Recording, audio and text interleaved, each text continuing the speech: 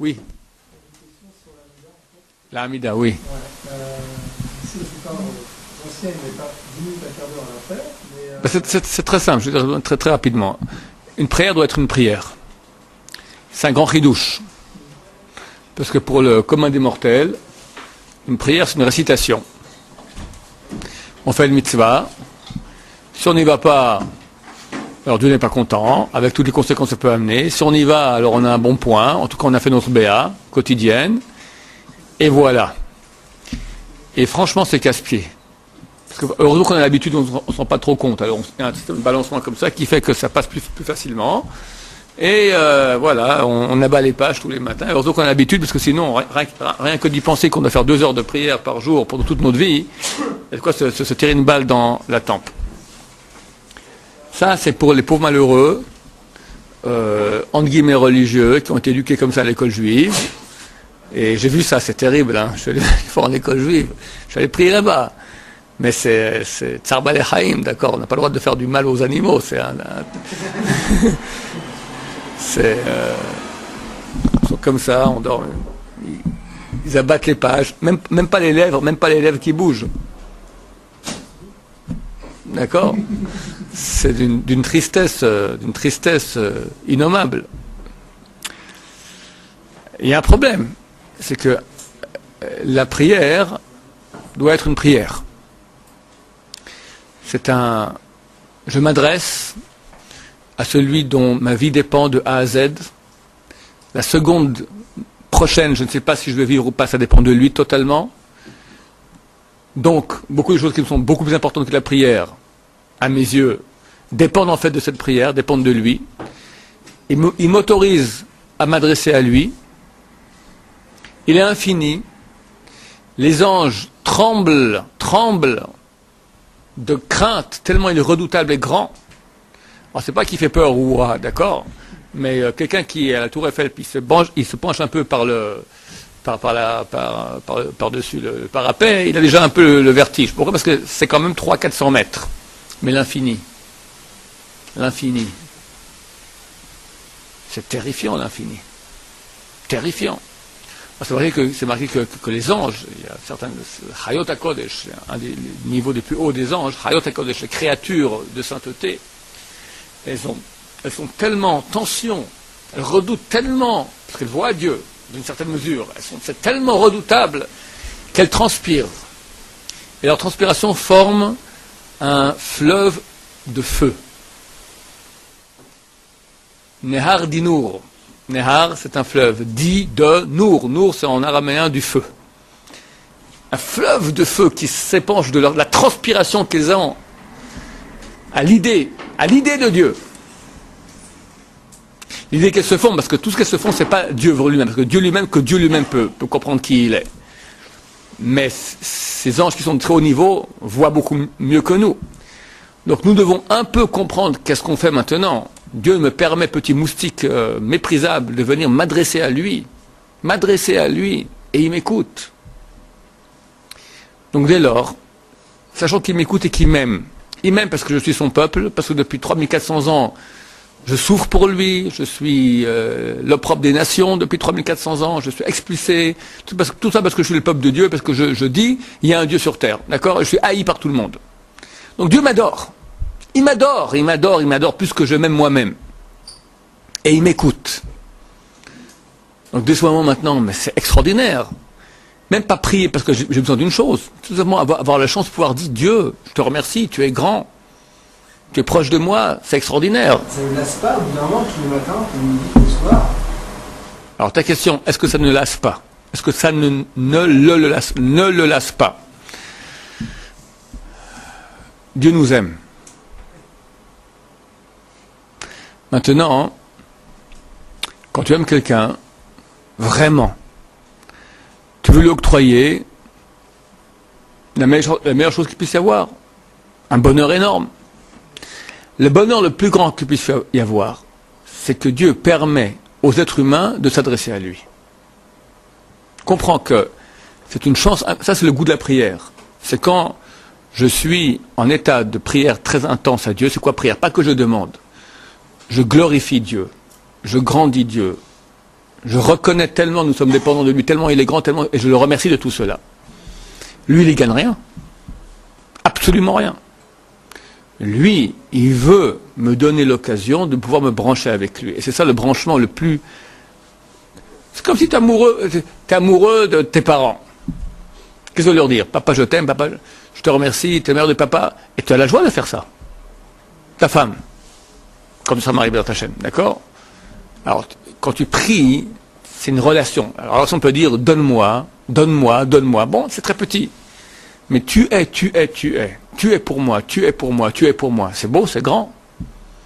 Ben alors, on peut faire ça avec sa femme, on peut faire ça avec son papa, son grand-papa, on peut faire ça avec Akadosh Baruch Hu. Et c'est kiffant. Ça, c'est une prière. Mais bien sûr, dire ça à un enfant de 5 ans, de 10 ans ou de 15 ans, c'est difficile. C'est difficile. Alors, je ne vais pas lui dire maintenant, ne prie pas. Parce qu'il faut quand même qu'il s'habitue aussi à quelque chose. Donc, on le fait prier pour qu'il prenne l'habitude. Mais c'est très dur, après. C'est très dur. Les Baal Tshuva en cela ont une chance énorme. Ils s'adressent à Dieu, c'est fantastique. Ils s'habituent rapidement à s'adresser à Dieu parce que c'est quelque chose de nouveau, de beau, de grand qui vient de lui. Et quelqu'un qui, de toute sa vie, il a eu l'habitude de dire cela, maintenant arriver à mettre de la vie là-dedans, c'est un travail. Mais c'est possible parce que c'est tellement kiffant, c'est tellement facile. Après tout, il y a une vraie relation qui s'installe entre Dieu et l'homme dans la prière. Donc, il y a un feedback qui est relativement grand. Ce qui fait, pour répondre à ta question, Steve, que quand tu peux être plus longtemps en prière, pourquoi pas? Rabbi Yochanan, dans la Gemara, c'est Rabbi Yochanan, hein, il a vu une fois un rabbin qui priait longtemps. Alors, il a dit, Asukim bechaye sha'a, v'ozim chaye olam. Il s'occupe maintenant du momentané, du kiff momentané, et ils oublient le kiff éternel. Le kiff éternel, c'est l'étude de Torah. C'est dur, c'est difficile, mais bon, c'est la Torah de Dieu, c'est quelque chose de très grand. Mais, il appelle prière kiff momentané. Pas... c'est un kiff, pas corvée momentanée. Kiff. La Gemara dit, Levaï shil palel adam kolayom. Si seulement un homme pouvait prier toute la journée. Parce que, comme dit le Ramban, Nachmani, le but de la création, c'est que l'homme aille reconnaître, remercier et reconnaître la grandeur de Dieu. Qu'est-ce qu'il y a de si grand là-dedans? Comme j'expliquais, une fois que tu reconnais, tu es en branchement avec Dieu. C'est la chose la plus bénéficiante qu'on peut arriver. C'est un grand kiff. Pour cela, donc déjà, si on peut le faire lent, pourquoi pas? La vraie raison pour laquelle on le fait lentement, c'est parce qu'on a un problème de concentration. Si on pouvait le faire vite, et les grands tzadikim, j'en ai vu qui priaient très vite. Mais ils priaient, quand tu le regardais prier, tu sentais une présence divine très proche d'eux. Ça se voit la présence divine, d'accord?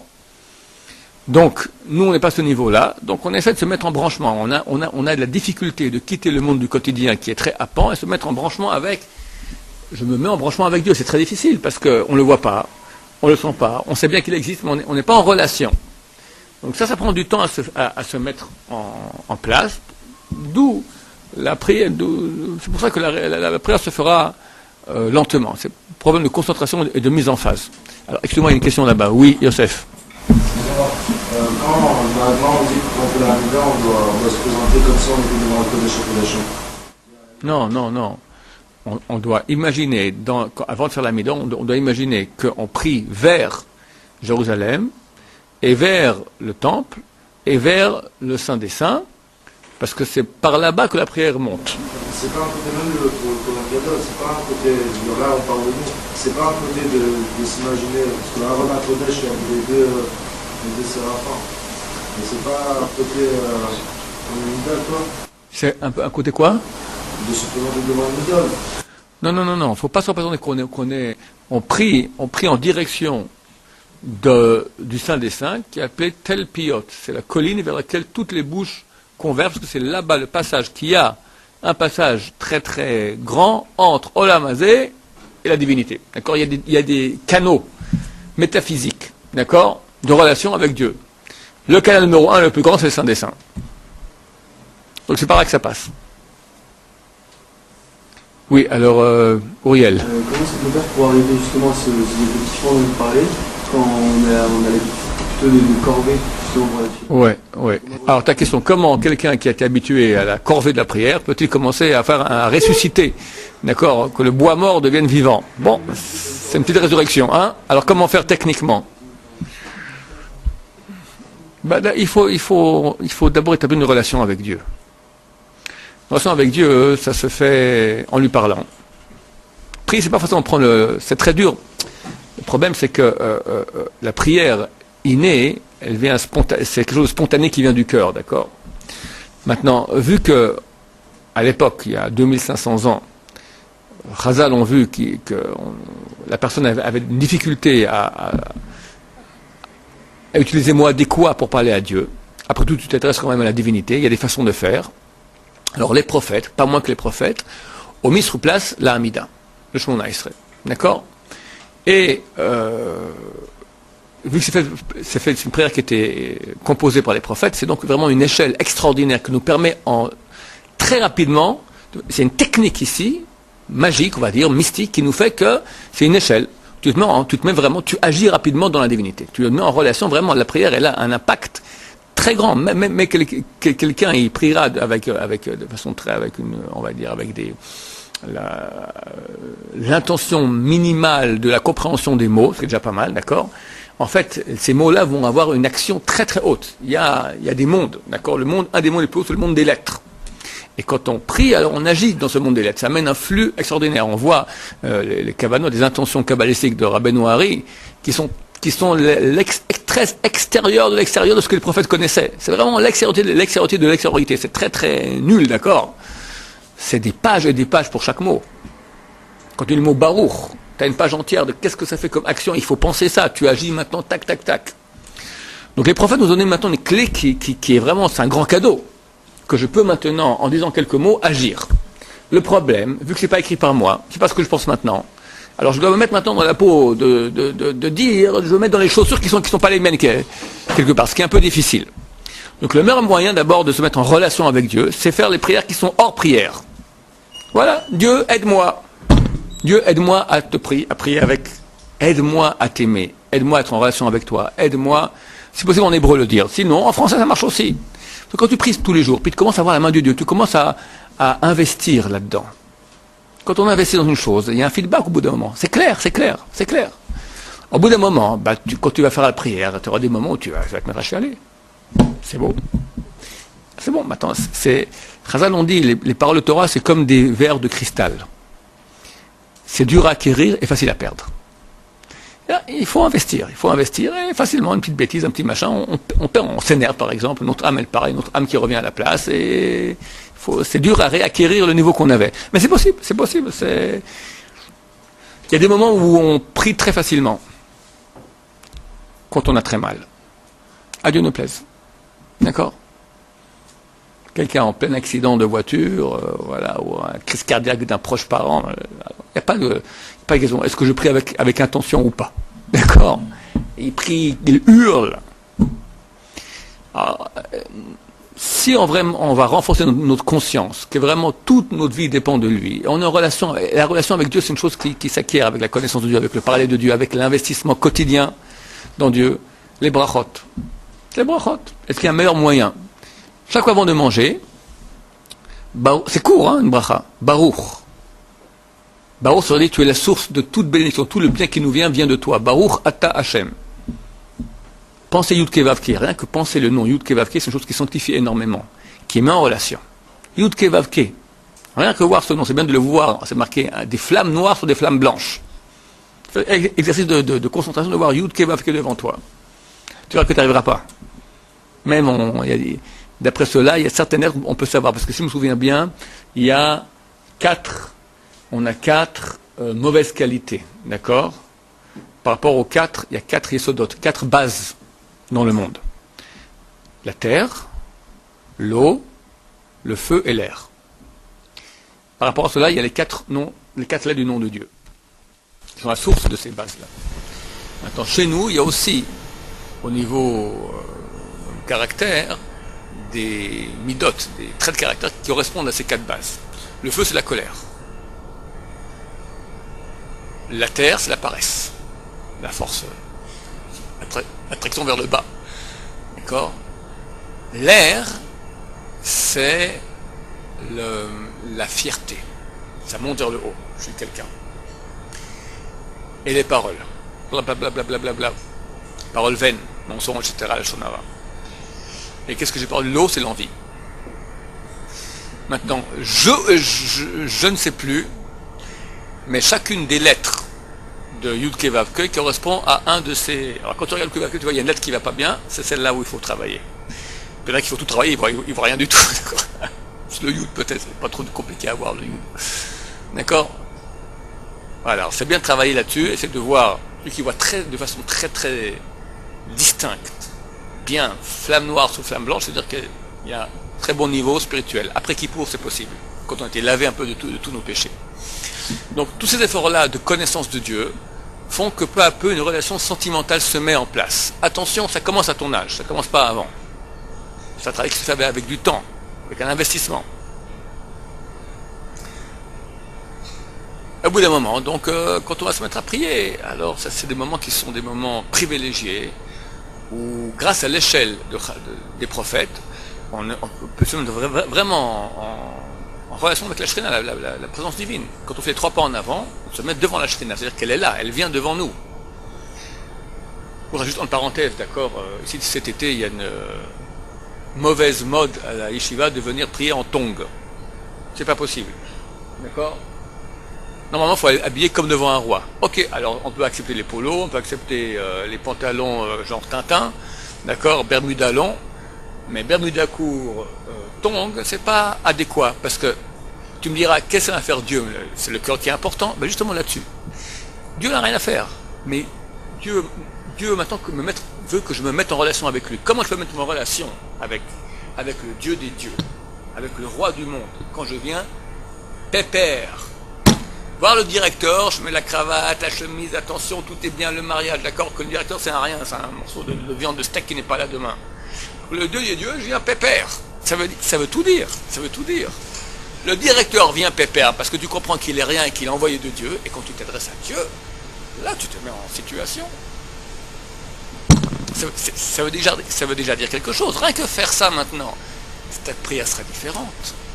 C'est clair. Tu t'es préparé, 10 minutes, comment tu t'habilles pour la prière. Dieu n'a rien à faire maintenant. Si ici c'est un peu, comment on appelle ça, froissé, d'accord, rien à faire. Mais toi, c'est toi. Donc la relation, elle va changer complètement. Le respect des choses, le respect de la Kedusha, de la sainteté, du livre. Tu prends le livre, tu l'embrasses avant, après. Qu'est-ce que ça va faire Dieu maintenant que tu embrasses un morceau de papier? Non, il y a la sainteté que tu montres maintenant, que tu as à faire avec, tu as à voir avec. Il y a un respect. Oui. Donc je répète ta question pour qu'elle s'entende au micro.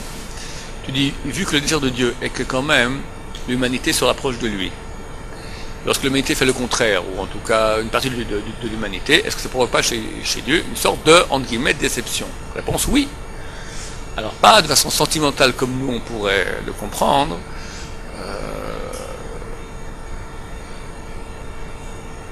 C'est dur de parler comment ça se passe dans Dieu.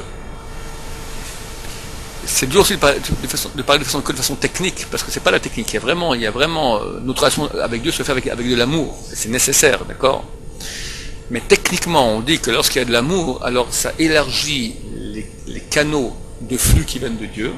Au contraire, lorsqu'il y a un éloignement de la Torah, un éloignement de Dieu, ça rétrécit les canaux. Donc ça amène moins de lumière, moins de présence divine, moins d'envie de faire le bien, et donc plus de mal. Et le mal est très bon momentanément, parce qu'il est facile, et il paye tout de suite, il paye cash, mais la facture est très très très salée. Comme on le voit aujourd'hui. Aujourd'hui, on est dans le dernier soubresaut du mal. Je me retiens de parler trop. Donc, on voit qu'aujourd'hui, le monde vit presque uniquement pour le kiff momentané, et on voit les conséquences. Qu'est-ce qu'on voit comme conséquence? La cata totale. La cata, il n'y a rien, il n'y a plus rien. Il n'y a que plus de kiff, encore plus pour oublier la crise morale terrible que l'on vit.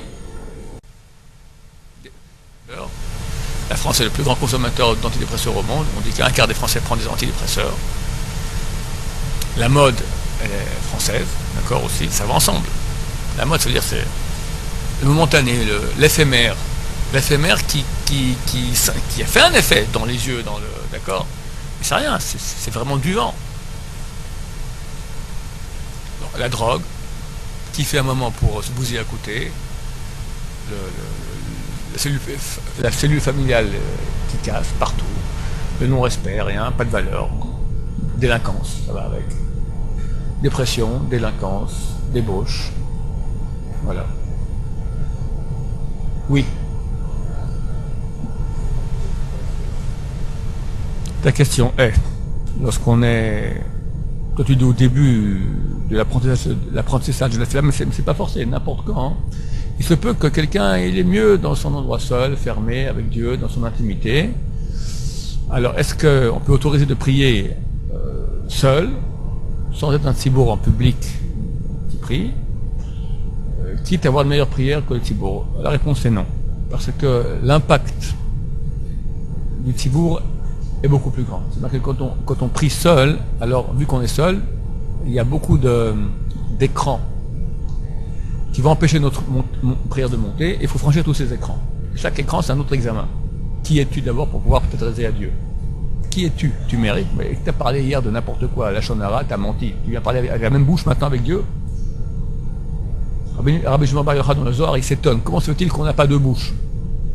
Une, on parle, il parle pas de Chas Shalom, de mensonges, ou d'insultes, de mots grossiers, ou de la Shonara, ou de Motzi Shemra, ou je sais pas, de nibou, de trucs de débauche. Il parle comment est-ce que je peux avec la même bouche acheter 1 kilo de patates et après m'adresser à Dieu. À quel point nous on est tellement loin de la présence de Dieu. Mais quelqu'un qui est éveillé à cela dit comment tu peux utiliser maintenant la même bouche? Tu utilises maintenant, c'est le Saint des Saints, notre bouche c'est notre ustensile de contact avec Dieu. Donc, comment tu vas avec la même bouche après acheter un kilo de patates?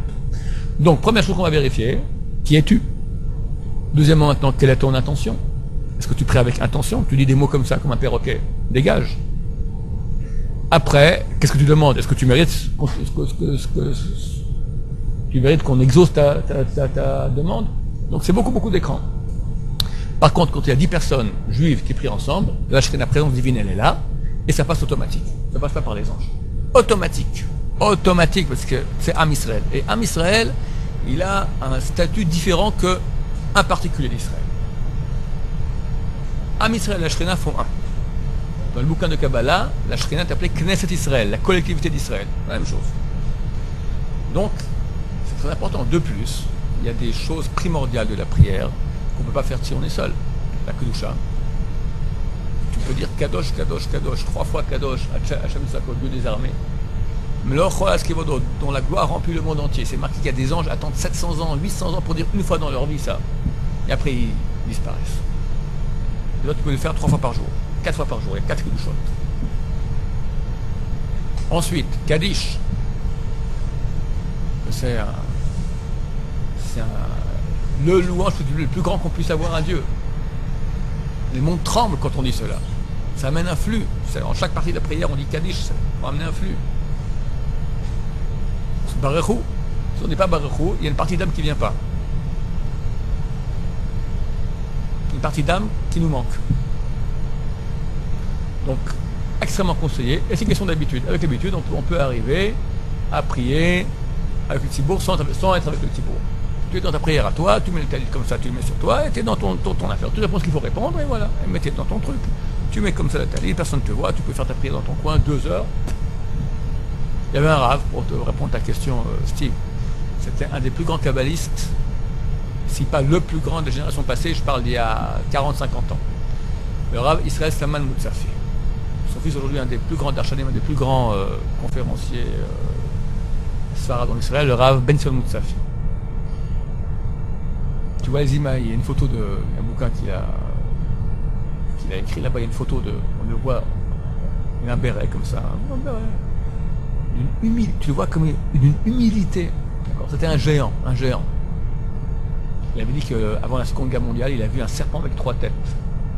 Et les puissances de l'Axe, c'est-à-dire Allemagne, Italie, Japon. Ils pouvaient aller leur couper leur tête. Du ciel, on a dit non, on ne le fait pas. Pas un petit bonhomme, hein. Et bien, il priait au net, au lever du soleil. Le soleil, ça varie entre 6h30 et 5h30 durant l'année, d'accord? Avant ça, bien sûr, étudiait, tikkun chatzot, mikvé, tout. Bon, préparation. Pour la prière, il commençait la préparation vers 3h30 du matin. Il finissait à quelle heure? À 11h. 11h du matin. Pourquoi? Parce qu'il commençait avec le tibour. Après, la chazara, elle est morte depuis un an, depuis 1 heure, elle est passée la chazara du tibour, ils sont déjà rentrés à la maison, ils étaient encore en prière, ils sont rentrés déjà à la maison, avec les kabbalah, ils avaient attention kabbalistique. Maintenant, c'est bien d'après la kabbalah d'écouter la chazara. C'est marqué que la Hamida, elle est dans Bina, une certaine sphère. La chazara, elle est dans Chokhma, plus haute. Donc on peut la dire à haute voix. Parce que quand on dit à voix basse, pourquoi on dit à voix basse? Parce qu'il y a les forces extérieures des écrans qui veulent attraper notre prière. Pour la kabbalah, il ne faut même pas s'entendre chuchoter. Pour les sons simples, il faut s'entendre au moins chuchoter. Alors il a dit ceux qui vont bien pour la kabbalah, c'est mieux de faire comme ça, il dit le Rav Chida. Marloquet, il y en a qui disent comme ça, il y en a qui disent comme ça. Le Rav Chida a dit que c'est mieux de faire d'après la kabbalah, de ne pas s'entendre. Il faut faire attention de bien prononcer. C'est très dur de prononcer sans s'entendre. Il faut bien tirer chaque lettre, d'accord? Chaque lettre, elle a son impact. Pourquoi on fait ça? Parce que les forces négatives peuvent attraper la prière. La chazara, elle est tellement haute qu'on peut dire à haute voix. Baruch Ata Hashem, là on n'a rien à faire, aucune force négative parce qu'on est d'un niveau beaucoup plus haut. Donc d'après la Kabbalah, c'est bien d'écouter là. Donc il a écouté la chazara, puis après, il fait Hachré. En attendant, ils ont fini le minyan, il fait Hachré comme il faut. C'est marqué, celui qui dit Hachré 2 fois par jour, Mouftach, il y a une promesse qu'il est au Olam. Et vous croyez que nous on va au Olam parce qu'on dit Hachré 2 fois par jour? Quelqu'un une fois dans sa vie dit Hachré du début à la fin en pensant ce qu'il disait. Moi je connais pas le type qui a fait ça. D'accord? La Hamida, on le fait. Oui. Il faut qu'il y ait 10 personnes qui pensent ce que dit le Shaliach Tzibur. Rien du tout. Alors qu'est-ce qu'on fait? Si on est avec 10 pour la Chazara, il est absolument nécessaire qu'il y ait 10 personnes qui répondent avec le Shaliach Tzibur. Donc 9 qui répondent à ce que dit le Shaliach Tzibur. Pas répondre. Ils comprennent, ils écoutent, ils ont l'intention de penser, et pas ils pensent maintenant à leur kilo de patates qu'ils doivent acheter ou à leur facture qui doit payer, et répondent Amen. Vu que c'est rare, alors on dira au Shaliach Tzibur, quand il y a 12, 15, pas un bon Tzibur, on dira, écoute, fais un tnaï, pose une condition. Si maintenant les gens vont répondre comme il faut, et c'est considéré comme Chazara, que ma prière soit considérée comme Chazara. Sinon, que soit considérée comme Tfilat Nedava, comme une prière d'offrande. Et là, ça va. Donc, Ashrei Yoshvetecha. Déjà faire la Hamida, c'est difficile, ça prend une bonne demi-heure sans faire chaque mot à mot. Ashrei Yoshvetecha, c'est encore rajouté maintenant 10 minutes, mais qui a la force de faire ça? On ne tient pas. Mais oui, Israël Salman Moussafi le faisait. Toute la prière. Alon Shabeach. Moshe Rabbeinu, c'est lui qui a écrit ce louange à Dieu. Moshe Rabbeinu lui-même, pas les prophètes. Moshe Rabbeinu. C'est marqué que toute la prière qu'on fait, ça mène une lumière intérieure. Alon Shabeach, les lumières extérieures, les mekifim. C'est quelque chose d'énorme. Il y en a qui disent qu'Alon Shabeach, c'est Tfilat Haderech. D'accord? Quand on sort de la synagogue déjà, on dit Alon Shabeach en sortant. Donc c'est la prière. Et alors, on pose la question, alors, comment il va faire sa Torah? Si, de 3h30 du matin jusqu'à 11h, il fait la prière, plus encore Mincha, avec Tfilin, Shimusha Rabbi, Arvit, et chaque fois c'est encore 2 heures. Quand il dit la Torah, alors déjà, la Gemara dit, pour ce genre de choses, que la Torah, elle mitbarechet. Elle est bénie, d'accord? C'est que tu es proche de Dieu. Oh, bon, tu as une qualité d'étude fantastique, tu es proche de Dieu, tu es pur. Quand tu lis une fois, tu as compris. Nous, on est des bêtes, 20 fois on lit, on n'a rien compris. Après, même on a compris, on oublie le lendemain. Tu reprends ta Gemara, tiens, j'ai jamais fait ça. Pourquoi? Parce qu'on est loin, mais quelqu'un qui est pur grand. Ta question a dit, pourquoi est-ce qu'on est tellement perturbé? Alors sache que lorsque tu déranges le Yetzer Hara, on appelle ça Archimède, tu as fait un peu de physique toi dans ta vie, mon cher ami. Archimède. Comment se fait-il qu'un paquebot flotte? Il pèse des tonnes. Réponse, lorsque tu exerces une pression sur l'eau, elle fait une pression inverse proportionnelle. Tu connais ça? Même chose avec la prière. Quand tu fais pression, tu as le bien, tu as le mal. Quand le bien fait pression sur le mal, il est là pour pas se laisser faire. Il est là pour embêter. Tu avances, il va te cogner, il va t'embêter. Mais tu es en guerre. Tu veux tout facile? Facile, tu fous rien. Quand c'est facile, c'est que tu es full gaz, neutral. En français, t'es le champignon, l'accélérateur à fond, mais au point mort. Ça fait quoi? Alors t'es à 6000 tours minute, mais t'avances pas. Ça, c'est quelqu'un qui a une prière facile. Tout va très bien. Et là, mon cher ami, c'est rien. Mais Rosh Hashanah, Kippour, ça marche. C'est extraordinaire. Voilà, la main de Dieu à ce moment-là. La main de Dieu qui fait tout pour nous embêter. Et j'ai des années, je devenais fou. Des fois, je rentrais en nerfs, je devenais complètement dingue de choses qui me dérangeaient. Après, j'ai pris l'habitude, que je comprenais, c'est en fait des envoyés du etc. La bonne femme. Hein? Toute Kippour reste tranquille. Au moment le plus sacré, je sais pas moi, Shema Israël, de Yom Kippour, de le machin, t'es là, paf! Mais au jour normal, j'ai pas des trucs pareils. Qu'est-ce qui se passe?